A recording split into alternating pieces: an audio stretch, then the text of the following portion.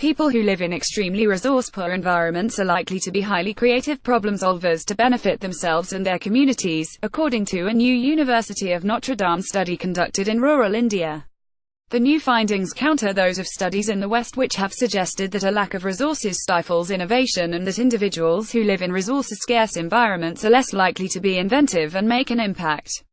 So while Western theories on creativity emphasize the importance of access to resources and that consistent innovation is a strong source of competitive advantage for firms, the new study suggests that it's a completely different case in the resource-poor environments of the East.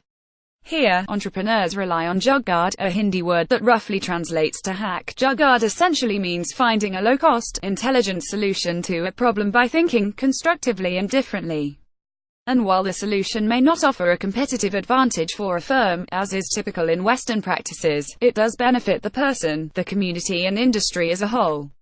The study is published in the Journal of Management Studies.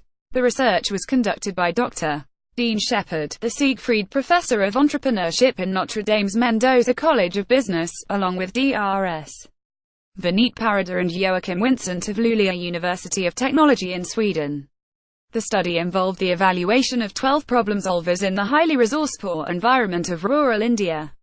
The researchers examined the impact of jugaad, which relies on assertive defiance and willingness to accept constraints, and how this trait resulted in frugal, quick-fix solutions. Dismissing this form of innovation because it does not benefit the single organization is to miss its larger impact, which is called inclusive growth, Shepard said, because it looks more broadly at who benefits. The benefit generation is more inclusive. It's a process of innovation that people in resource-poor environments can use to impact their lives and the lives of those in their community. They can be innovative by combining and recombining available resources into unique bundles, he said.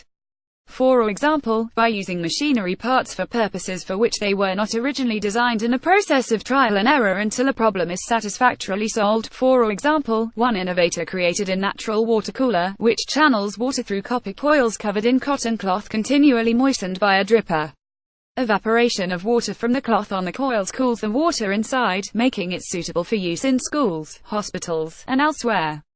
Another entrepreneur created an economical gas-based water pump that uses a moped engine to lift water and rigged a lamp to a gas stove for use during power failures. These types of innovation are possible in any place or situation where people find themselves without resources, Shepard said. This could include the developing world, but also poor regions in the developed world. During disasters that strip away resources, it is likely those who are accustomed to being innovative with little available are the ones that already have the skills and mindset best suited for the innovations necessary to survive in the aftermath of a disaster.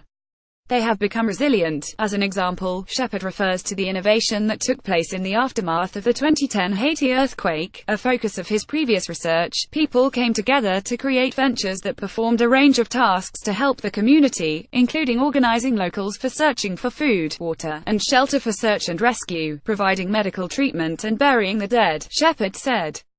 They also created tent cities or other forms of temporary housing and provided both security and law enforcement in the longer term.